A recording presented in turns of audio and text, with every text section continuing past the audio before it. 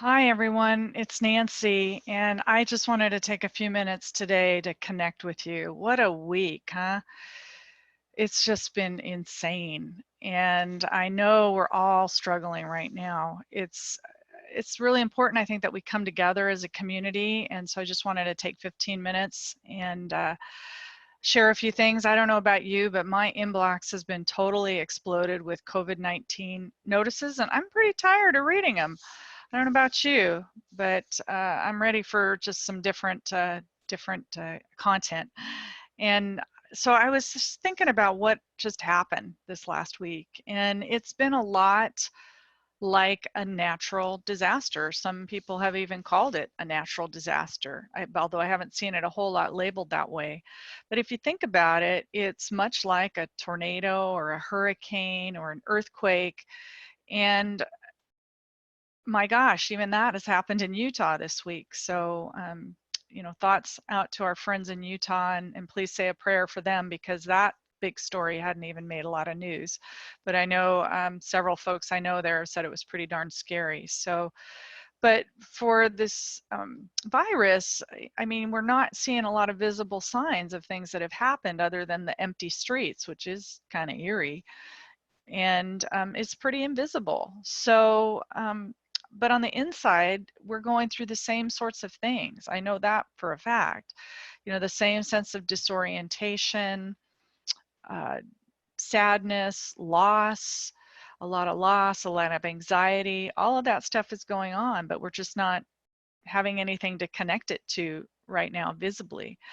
And so I think it's important to really pay attention to what some folks call extreme self-care right now. And I myself included, I've got to pay attention to those things, but it's important for not only our own well-being, but as leaders for the people that depend on us. So um, please do. And the other thing that I was thinking about that I really want to encourage you with is that you do make a difference. Our senior leaders are the ones getting a lot of attention right now. The government, organizational CEOs are all having to step up, let us know what's going on, and they're doing that in big ways all over the place. And it's easy to forget, I think, that if you're a frontline leader, that your actions make a difference as well. Your tone of voice, the empathy that you show your team, the ways that you choose to respond to situations does influence the people around you. And you have a lot more power and influence than you realize. And so I hope that you recognize that your optimism, the way that you choose to view the situation is going to make a big difference in someone else's state of mind, and then could make a huge difference in how things unfold. So remember that you do matter and you do make a difference. I was thinking about these three principles. So what I wanted to talk about was just, maintaining that perspective. Being strong for others means taking care of yourself. And then my last little encouragement is to be like a prairie dog, which probably doesn't make any sense right now, but hopefully will in a couple minutes. And, I've been around the conga line for quite a few years. And for those of you that are newer to the life conga line, may not have the benefit of perspective. And I think that's a real important thing to focus on during this time. If you think about, we've actually had a number of pandemics in the last 20 years. I mean, there was MERS, Ebola, SARS in 2002, I think. And each and every one of those, while not as scary as this one, did have the potential to become something like this. And our folks in the health services were working hard to avoid that. But each of those had an endpoint. They all ended, they all went out of our consciousness, and this one will too. And the scary part is we don't know when, and we don't know the full impact yet. But that's just like my friends in Florida have had to wait on hurricanes before too. It's that same feeling of unease. But it will have an endpoint, and I think that's the perspective that it's important to remember. And we've also had financial crises. We've had one 2007 to 2009 that had a huge impact. And it feels so long ago now, right?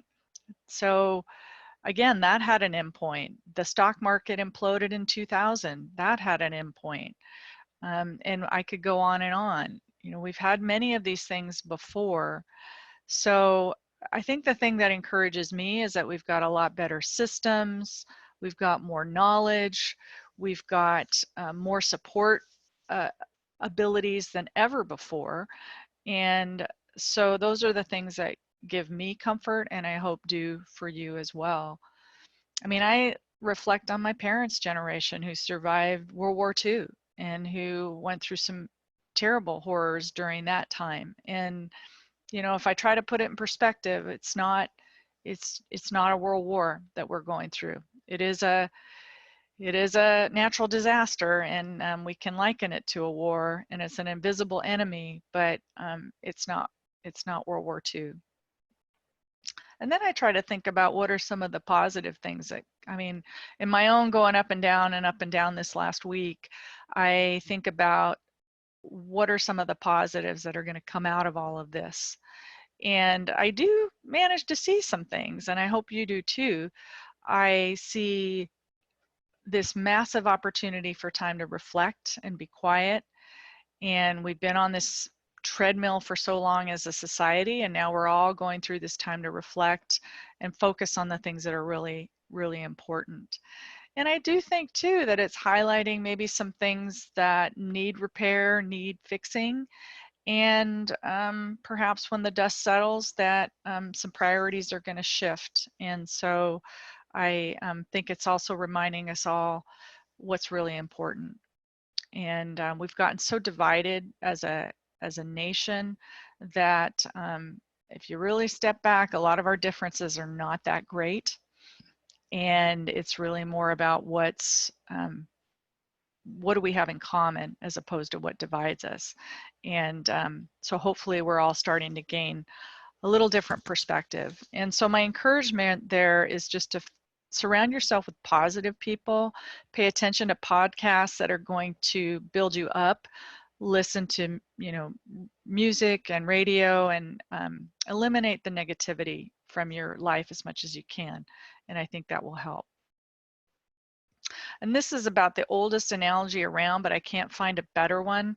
I'm sure you've heard the analogy that if you have to use an oxygen mask on your airplane, that you better take care of yourself first before you try to help the person next to you or your child.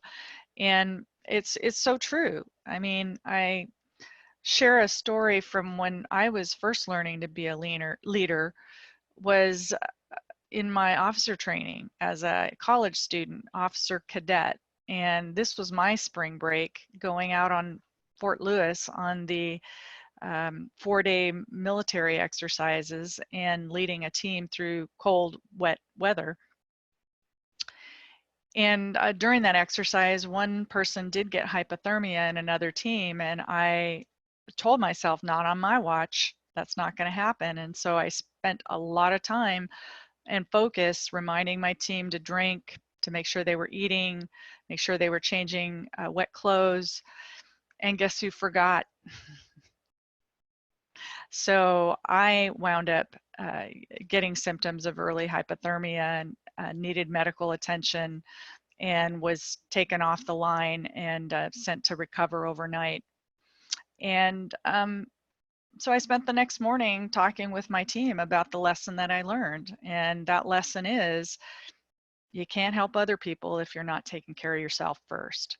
So please keep that in mind. Exercise is critical. I would say if there's one thing you can do to dispel anxiety, is exercise. If it's just as simple as getting up and taking a walk, and if that's all you can do, that's awesome. But do something to get your heart moving, get your blood flowing, because that will help reduce anxiety. I guarantee it. And the more you do, the better it will help.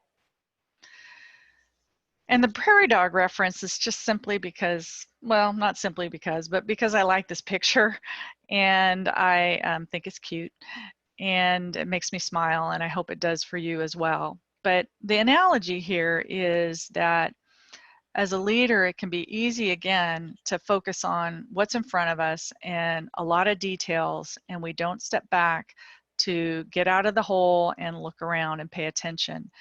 And as a leader, especially during a time like this, it's absolutely critical that you're paying attention to what's ahead for your team. And well, how do you do that? Number one, if trying to recognize if that's a blind spot. If you tend to get really laser focused, that's a great skill. At the same time, that can be an Achilles heel for some people if you're not breaking out of that and aware of that. So the best way to be aware is, talking to others, connecting with others, making sure you're reading professional reading so that you can stay on top of the trends and what's coming on.